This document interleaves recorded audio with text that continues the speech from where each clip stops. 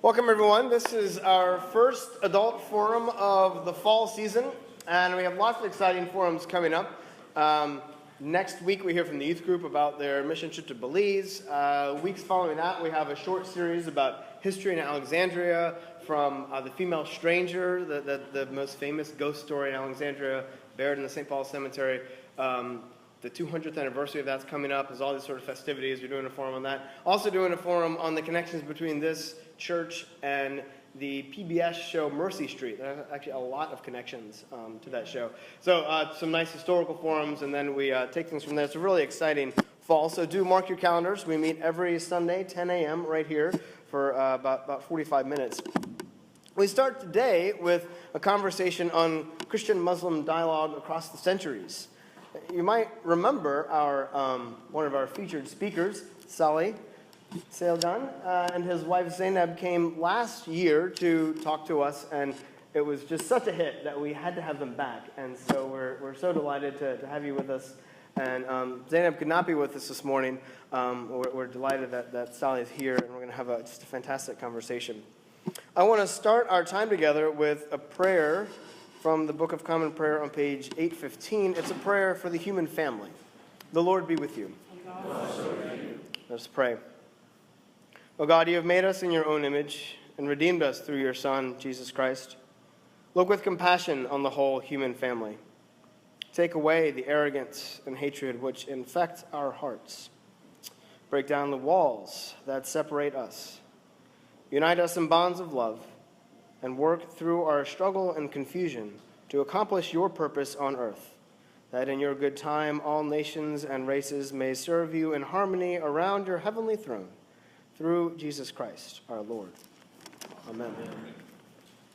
So a few words by way of introduction, and then I'm going to talk about two periods as much as two figures in the Christian tradition of interfaith dialogue, and then Salih is going to talk about a rather well-known Turkish scholar who is a vital figure in interfaith dialogue in the modern era. But just by way of introduction, when we talk about interfaith dialogue, it's easy to think that this is a new conversation, that the dialogue that we imagine is something that's happening because of the more globalized world. It's happening because there are more struggles between Christianity and Islam. Of course, some aspects of the dialogue are new, but dialogue has been going on for centuries. And we're here to take hold of this rich dialogue that has happened between these two faiths and to say, no, this is not just something that's going on in the modern era, but there's been cooperation between our faiths for a very, very long time. And of course, there's been conflict. I mean, there's no use in denying that. But we're here to kind of take hold of the interconnections between the faiths for the sake of building peace in the world. I mean, it's worth noting that even from the very beginning of Islam, Muhammad, when he was forced out of Mecca, found refuge in Ethiopia among Christians. And he found relief there. Likewise, there were Christians in the Byzantine Empire who were quite persecuted by other Christians, Nestorians and Coptics and others. And they actually found much more accommodating rulers when Muslims came and ruled their lands than they did under fellow Christians. So we have given relief and support to one another across the centuries, and we want to explore some of these today. I'm going to talk about two major periods. I'm going to talk about the late medieval era and the English Reformation. And there are figures who are prominent in these two times. Thomas Aquinas is the kind of culmination of a cultural exchange that was going on between Christianity and Islam in the 12th and 13th centuries. But there was much that preceded him that's of vital importance. And then I'm going to talk to us Episcopalians about arguably the founder of Anglicanism. Was one who was very into interfaith dialogue. She did a great deal to enhance relations between Christianity and Islam. So, the 12th and 13th centuries. Often in our kind of cultural narratives, when we think of the 12th and 13th centuries and we think of relations between Christianity and Islam, the first thing that comes into our mind are crusades and Christians fighting Muslims and all these sorts of things. There was a great article in the Washington Post this weekend, 5 Myths from the Medieval World. It's a fantastic article by a very good scholar. One of the myths that he brings out is this myth that Christianity and Islam were constantly battling one another. In fact, for much of this time, Christians and Muslims lived next door to one another, got along very well. Sometimes Christians got along better than Muslims than they did with fellow Christians, and vice versa, and all these sorts of things. And the conflicts were real. There's no use in whitewashing that. It is to say that crusade was not the only narrative going on at that time. At least within the Christian tradition, intellectually, much of the exchange was really one way. That is, Christians receiving from the Muslim tradition, drawing insights from Muslim theologians and philosophers. During this time, Muslim philosophers and theologians provided a vital infusion into Christian theology that very much deepened it. In the centuries preceding a lot of new translations and commentaries of Aristotle and Plato, Christian theology was getting a bit myopic, certainly within Western Christendom. The East was doing better. But really, it was translations of Aristotle and Plato, and especially commentaries upon these figures that enhanced Christian theology. So again, Thomas Aquinas is the big capstone figure that we often point to in this regard, but he depends on a tremendous amount of work that goes on before him. And much of that work is the work of translation. So there were translations of major philosophers like Plato and Aristotle floating around, but commentaries upon them and theological commentaries upon them were not nearly as common within Western Christianity. The commentaries are important because they help theologians think about how to make connections between certain philosophical problems that all humans encounter and particular Christian theological problems. So a great school of translation formed in Toledo, Spain. And during this time in Spain, it was, this is long before the Inquisition, long before the Moors were pushed out of Spain, and there was a remarkable mix. Muslims had been in Spain since the Umayyads of the 8th century. There were Jews and there were Christians in Spain, and there was this just great range of texts, but they were largely in Arabic. And so it was in Toledo, Spain, where a lot of these texts started to be translated into Latin and then be transferred across Western Europe. And so Spain became this great intellectual center for Christian theologians during this time. It was not just texts by Muslim theologians, we should add. The great figures in that regard were Ibn Rushd and Ibn Sina, and they're Latinized to Averroes and Avicenna. But there were texts from as far away as China that were translated into Arabic and then became subsequently translated into Latin. So this was this just huge infusion into European sciences and philosophy. The great figures worth naming here are Dominicus Gundesalvi and Gerard of Cremen. So these translations make their way from Toledo to Paris. Meanwhile, another translation movement begins in Italy. Now, Paris is the intellectual center of Europe at this time. University of Paris is the great institution, and that is where Thomas Aquinas studied and where he was based subsequently. So what Thomas Aquinas does is he takes all of these sources together.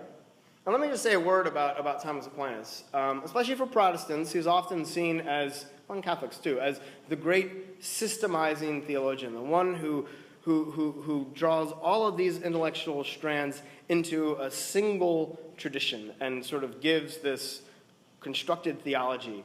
And that is what he does. But that's not quite doing justice to Thomas Aquinas. In the language of the French philosopher Claude Lévi-Strauss, you might say that he's as much into bricolage as he is into constructing this wholesome system, because he's taking sources from all over the place. I mean, anywhere he can get a good source, he takes it and draws it into his system. So he's taking from Moses Maimonides, the great Jewish theologian. He's taking from Ibn Sina. He's taking from Ibn Rushd. He's taken from Aristotle and from Plato.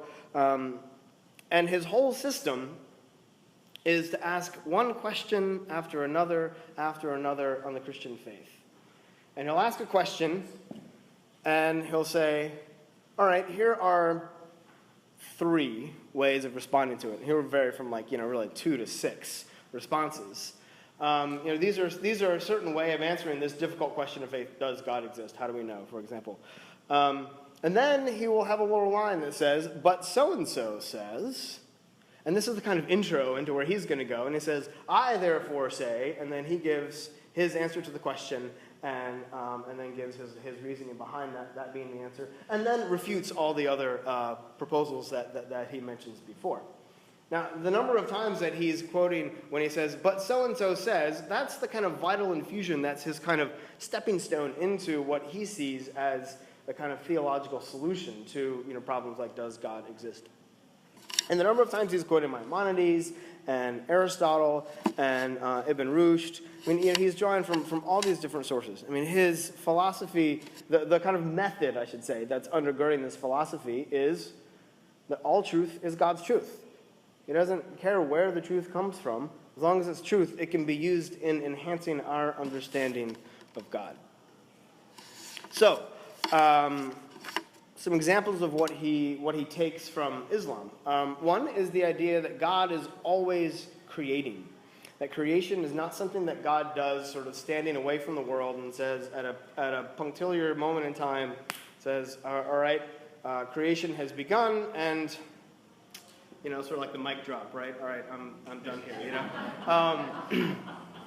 No, the idea is that God is always creating, because God isn't some being that is only far off and away from this world, but God is the source of all things that exist, the one in whom we live and move and have our being.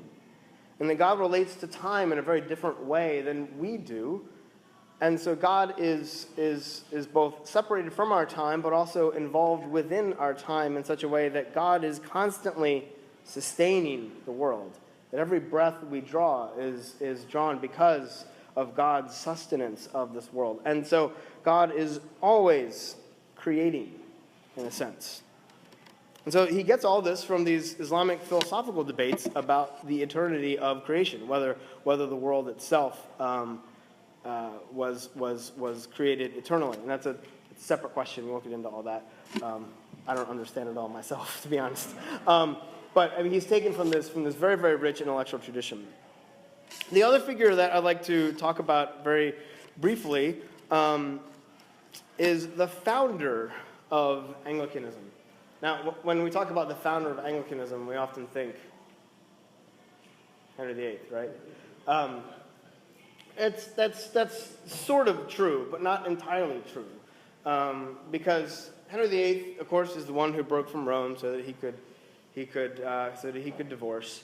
But under his son Edward, the church remained Protestant. Under Mary, the next queen, the church became Catholic again, and then it was under Elizabeth I that there was the great Elizabethan settlements. And that was really where the character of Anglicanism began. And again,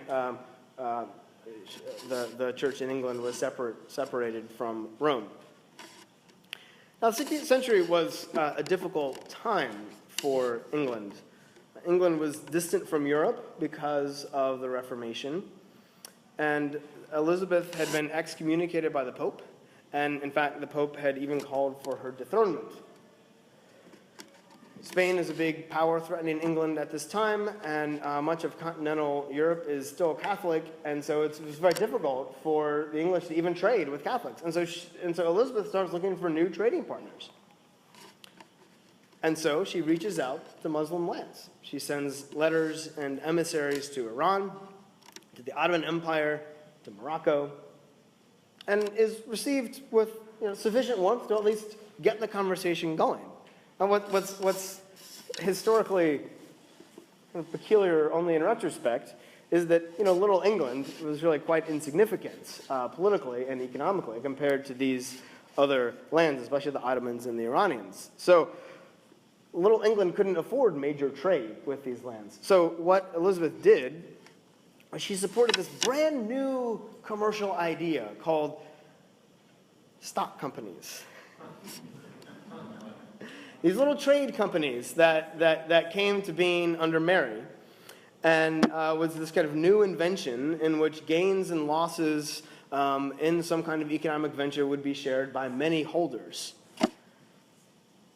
And so the queen isn't the only one on the hook when it comes to trading with these lands.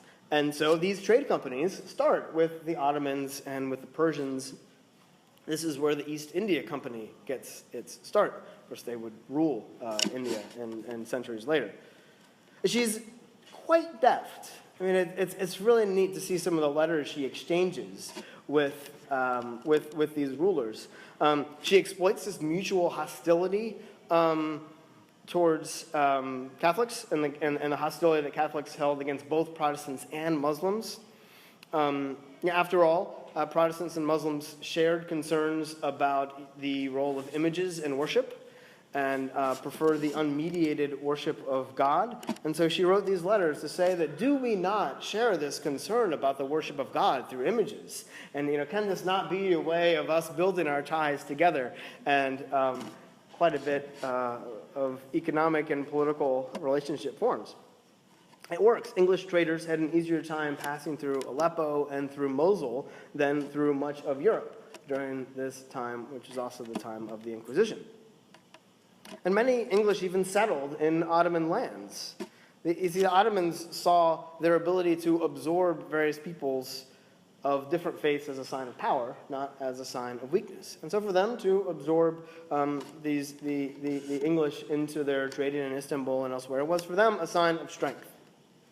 Now, Elizabeth, the story of Elizabeth is not necessarily the kind of interfaith dialogue that we would consider today as a sort of, interfaith dialogue we imagine. It's not people sitting down around a table and, talking about their faith commitments.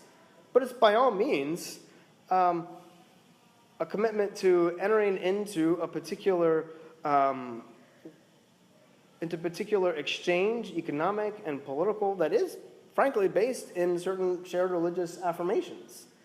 And it was this kind of openness and this kind of commitment that, of course, leads to the kinds of peaceable, mutual relationships that we come to understand as the fruits of interfaith dialogue. So perhaps it's a beckoning for us to consider interfaith dialogue in perhaps a wider way than we're accustomed to. And of course, Aquinas is more of the kind of traditional figure. He's the one who is sitting down with these Islamic theological texts and being in conversation with them, even if he's not kind of across the table from them, and seeing, well, we clearly worship the same God, the same supreme being, and there are certain things about God that we can learn from this. I just draw these two figures out from times in European history when we may not associate immediately with interfaith dialogue, but to say that this history is rich and it's one that is unexplored and now more than ever should be continued. I'd like to now hand things over to Salih.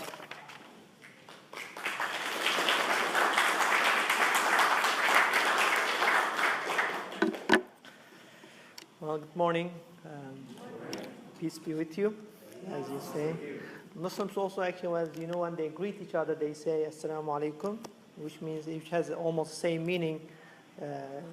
God's blessings and peace be upon you. So this is a common way of greeting. And also thank you for having me in your most holy place. We are delighted to be here. And also thank you, Reverend Kane, for this helpful introduction to Christian-Muslim relations in history. But my concern, I will be focusing on a figure who, a modern figure, basically, a figure who tried to deal with the problems of Muslims in a secular environment, right? In an environment where there is so much, when spirituality would lose ground. So I will try to to have some reflections about his work and his impact, with regard to Christian-Muslim relations. All right? So this person is called Said Nursi. He was born in 1876 and died in 1960.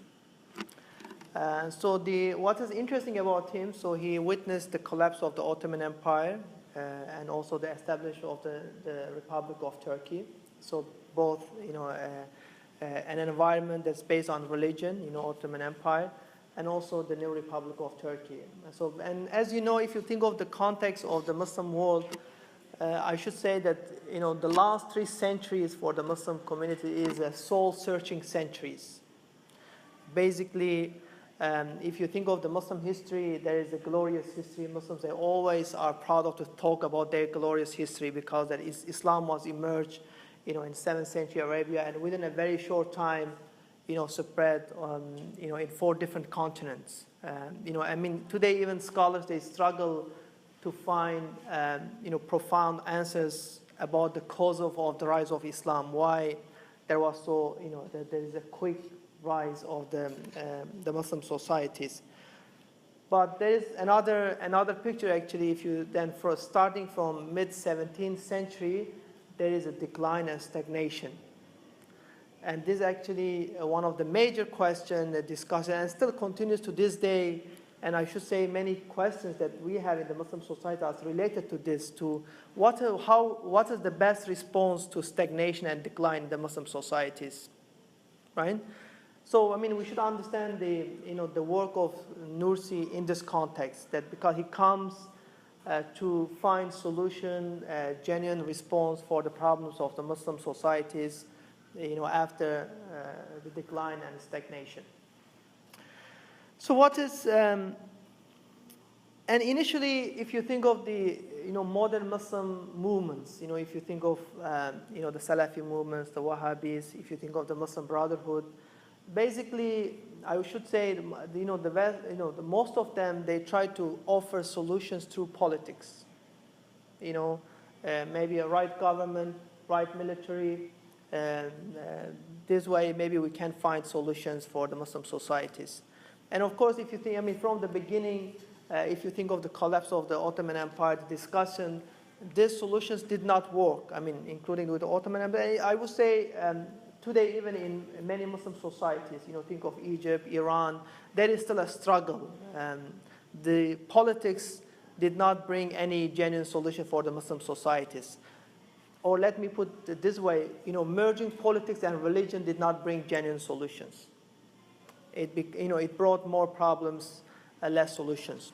So Nursi comes in this context actually. Although initially during the first period of his life during the Ottoman Empire, he also tried to find solution to the politics, how we can prevent the empire from collapsing, can bring the Muslim societies together. But he sees that it did not work because the empire collapsed. And what is in the second phase of his life, actually, his focus is completely spirituality. He sees that in order to solve the Muslim society's problems, that we need to focus on the spiritual decline. In other words, you have, unless we fix the inward problems, there is no way for us to fix outward problems. So let's fix and start from yourself. And in this regard, if you think of, again, the context of his time, and again, it's a very dramatic time for Muslim societies. There is colonialism, right? All the Muslim states are scattered, minority problems, religious problems. But in this context, he says, and although usually it was easy to find a scapegoat, the West is the cause of all our problems. It is, Americans, Europe. So these are the scapegoats. We are in this situation because of them. Within this discourse, Nursi changed the direction. He says, if you want to scapegoat anyone, scapegoat yourself, your ego, try to start from yourself. If you don't fix yourself, which is, starting from spirituality, then there is no way you can make a change in the larger society. So his complete focus is spiritual decline. And the other thing is, and again, if you think of the context of Turkey, the way that the Muslim society were exposed to secularism, modernity, or westernization, I mean, it is also a very dramatic way. It is not something that comes from the ground. It's not a grassroots change, but rather usually from top to down. And that's why in many Muslim societies, the experience, the exposure to secularism and modernity is a little bit painful. Think of the Iranian example, think of Egypt, think of Turkey. But although Nursi, one of the principles, he says, well, the Muslims cannot be silent in this context when religion is losing ground, spirituality is losing ground. He tries to make a strong case for God, but then he also offers some principles for the individuals and guidelines for the community. So for the individuals, Nursi says we have, our way is made of 4 elements for the individuals. So one is we need to focus on our weakness. When I say weakness, not that we should seek power, but that human beings actually in nature, they are very weak, impotent. That let's be aware of our weakness so that we can be humble, the first principle. The second principle for the individuals is compassion. Compassion is the second principle, that regardless of, let's say, your endeavor, whatever you do, you should never depart from compassion. On our road to, on your journey to establish something, to accomplish something, let's say, innocent people should never be harmed. And if you think of his life, actually, the last 30 years of his life, he was exiled and imprisoned. And, most of his writings were written when he was in the prison. And even in this context, he says, well, based on the compassion, we have to follow reconciliation. Forgive anyone who imprisoned us, who exiled us, who didn't let us to have even a healthy access to spirituality. Because even if you think of the context of Turkey with the new republic, and again, it was not an organic change, right? All the religious institutions, they were shut down, right? Imagine that all of the seminaries were shut down by the government all of a sudden in the state. Anything that will help you to have access to spirituality were shut down. It's banned. But still, Nursi tries to find creative ways of helping people to access spirituality. But he says, well, in this method, we cannot, depart from compassion, right? Because, as you know from many examples, unfortunately, there are very violent experiences as well, whether it be clashes with the governments or just internal wars in the Muslim societies. But Nursi says we cannot leave compassion. This is our important principle. The third one is actually the third principle for the individuals, for his followers. He says poverty. And again, when we say poverty, it doesn't mean lack of wealth. That means that we are in need of each other.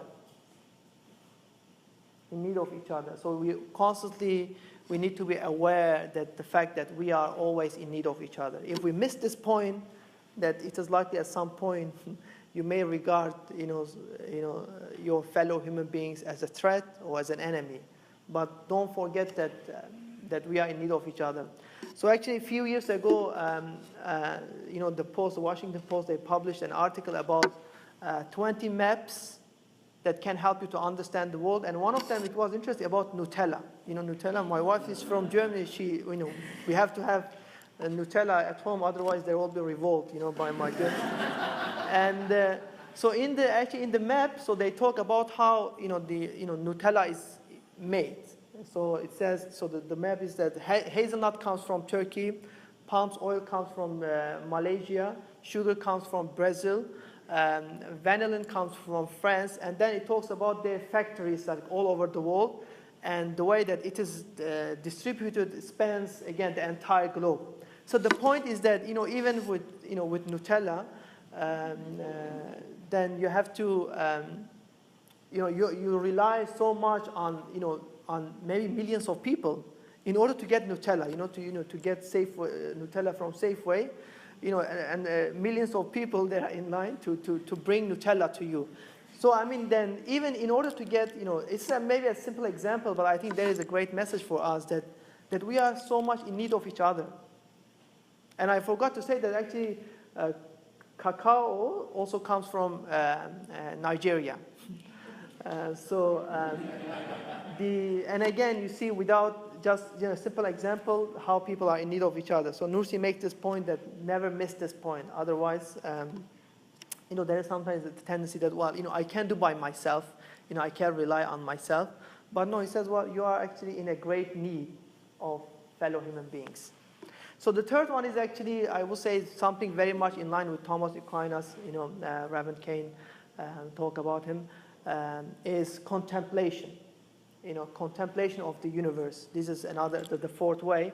There is so much focus in his writings actually about contemplation of the universe, and he refers to it as a scripture. And again, I will say something in line with the Thomas Aquinas theology. The idea is that, if you think of our postmodern societies, the community, I will say, if someone comes from a Muslim community, Muslim world, is one of the struggle is a community, find people, find your circles. But Nursi actually, to the extent, he says, even a tree, you should consider a leaf of a tree as part of the community. So the entire universe is a community. Not just that we are in need of people, our fellow human beings, but think of the entire universe as a community. There are more details, but I will miss this part.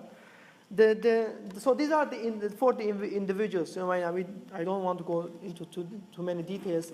Then he has some guidelines for the community of believers in a secular environment. Let's say you are a community, you are a community of believers. What are the principles that you should follow? The first principle, he says, sincerity. In your work, in your endeavors, you should never seek power. To be in the center of power, to gather more followers. Let me be more powerful. Let me influence, let's say, lobby this party. He says the only goal that we have is actually to gain the divine pleasure. Sincerity. Sincerity is in the center of our work. We don't have any other goal or aim. We don't have the plan to take over the government. We don't have the goal to take over the world. What matters for us is, we do for the sake of God. That's our goal, for the community. As you know, some, powerful communities can be very troubling for, sometimes the majority might be troubling for the minority, right? We see, many examples around the globe. The second principle for the community of the believers is actually avoid politics. As a community, don't involve in politics on behalf of religion. On behalf of religion. You individually, of course, you have to, as a citizen, you have to vote. You have to involve individually, but never use religion as a means for politics. And again, and I will say this is not just a Muslim issue, this is an issue in many countries when, I think it becomes very troubling when religion as a force involved in politics. This is my personal view. But way more than it's very helpful for the Muslim societies if you think of their situation. And actually he presents the reasons for avoiding politics. He says, first, we have other priorities. If you think of the government, if let's say there is a job opening, they don't need there are already many people who have the desire to be involved. We can focus on other priorities. And he says our priority is faith, spirituality of people, without any benefit, any material advantages. This is so because of our priority is not politics, we don't need to involve it. There are many other people who, right? Even in some circles, if you go, people, they always have the urge to talk about politics because, I don't think that's when, even in the White House, when they have a job opening, they struggle in finding people. No, because there are already many people. But, this is not the case, let's say, with spiritual work, Unfortunately, it is losing ground in many societies. The second reason, he says, in the politics, in many cases, there is injustice. There is injustice. He gives an example. He says, I met a very pious scholar, a very pious Muslim scholar, And he was talking about another very pious scholar, Muslim scholar, but he was talking about him in a very negative way, almost cursing him because of the fact that this other pious scholar was from another party. So as long as you don't think like me, you are not from my party, you may not be a good person. At least you prioritize people who are from your party, even if they are not in the religious. So, he says that, and also when, in many cases, if you think of the Muslim societies, maybe this is a less problem in our, in the Western societies, but because of the people don't think like you, you may imprison them, you jail them, but they are your fellow human beings. They are religious like you. But because of they are not from your party, they are in trouble. That's why he says this is the second reason that we don't involve in politics, because in many cases politics commit injustice, right? And the third one is, he says, for the religious people, it is a dividing matter. Actually, it says dividing fact, politics. So in the religious community, so because of there is injustice in many cases, it is dividing. And the third one, because it's not our priority, we avoid politics, right? So the first advice is sincerity, don't seek for power. The second one is avoid politics. And the third one is there is no hierarchy in our walk. He says, and again, if you think of the context of Muslim world, when someone in the center of the power, or someone who has too much power, it is likely they also abuse this power. And this is not just in the religious matters, but also, in the governmental matters as well. So he says, in our work, in our community, there is no hierarchy. Everyone is equal. What matters actually, if you want to be better, enhance your spirituality. This is how we can applaud you. But there is no hierarchy in our work. That's why actually one of the distinctive thing about Nursi and his community is that it is a text-based community.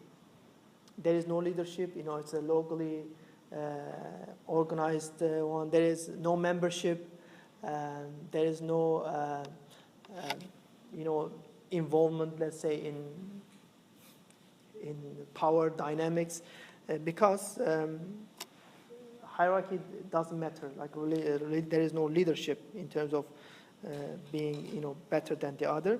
And the last ones I want to conclude with this is that he's, in the context of Christian-Muslim relations, Nursi actually, he says, he uses actually the word Christian missionaries.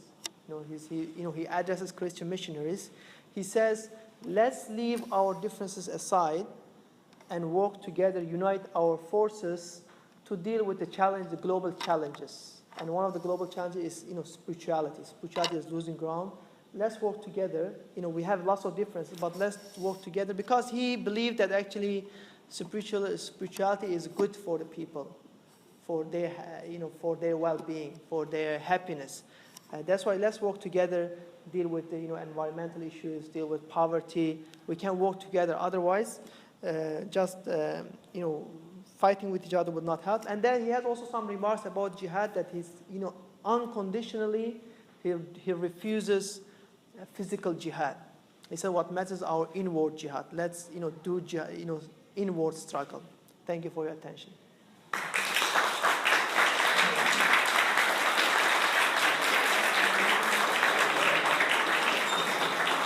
We have a couple minutes for some question and answer time, so we'd love to engage in that a bit. So, about 5 minutes or so. So, any questions? Mm-hmm. So I think it's a bit confusing, because there is Nursi also in England as well, right? There's a city called Nursi. So it's just N-U-R-S-I. And is he Turkish? I mean, that's totally stupid. So he's actually, if you think of his ethnicity, he's a Kurdish. Kurd, okay. So they usually refer to him as a Kurdish, Turkish, Muslim theologian. I don't know. Was he in prison when Ataturk took over? Yes, actually, throughout Ataturk's time, he was either imprisoned or he was exiled. Because he was a spiritual leader. Exactly, spiritual leader, yes. Although, he, again, as I said, the principle that he was never involved in politics, government, and again, having the freedom of accessing to spirituality was a big thing. And so this is helpful for us to understand the context of Muslim communities in terms of their exposure to secularism. Because it was a painful experience, sometimes you see also reactions, negative reactions. Yeah. But this is, I think, a process. I just want to add a shameless plug for Ian Markham. He's a nursing scholar, and a lot of the English books and his written by our own Ian Markham. So. Yes, I think he wrote 4 books. 4 books. On nurses, and he's, I think, a member of this church. If I remember. Yeah. David, did you? Oh, I actually spent a couple months in Turkey over 20 years ago. It was the time of the PKK. Everything was about the Kurds and the connection to the PKK. In any way, the PKK, it didn't come from Nursey, obviously, but did they look at him as a martyr? And he said 30 years of his life in jail. PKK, so in those of you who are familiar with Turkish context, it is Kurdish rebellious movement. There's so much violence, a conflict between Turkish military and the PKK. But Nursi, again, he admits that the Kurds have many problems, challenges. But he, in terms of his view of PKK, because PKK did not exist during his time, but I would say he would not approve it because there is so much violence committed by the PKK. At least I can say this. But I think he's revered even by them because I think it's fair to say that he's even revered by them. We hear a lot about the ideological conflict between Erdogan and Gulen, and have very little insight into what either of them believe. How do those two leaders, in your estimation, relate to the kind of ideology you've been talking about? So, I would say, if you think of the legacy of Nursi, I would say he is one of the, not one of the most influential figure in Turkey, the most in terms of people's exposure to spirituality. And Erdogan actually, when there will be some, international symposium programs, when he was mayor in Istanbul, he would give, the opening speeches. And Gülen is actually interestingly, initially part of the Nur community, initially, but later on became What community? I'm sorry. the Nursi community, yes. And then later on became independent of the community. He himself is a leader. But again, this is, I think, because it is a political matter. I personally think it is very difficult to answer the question what's going on in the dynamic. There is some picture that we don't know, it's not revealed. But obviously it's a power. It's a power dynamic, or there is tension. But I should say. But we should also say that Gülen movement is an Islamic movement, right? And it uses religion, it's based on religion of Islam. But I think one of the things that it seems that kind of now they are very much in line with, of course, Erdogan's sins are different, with more power.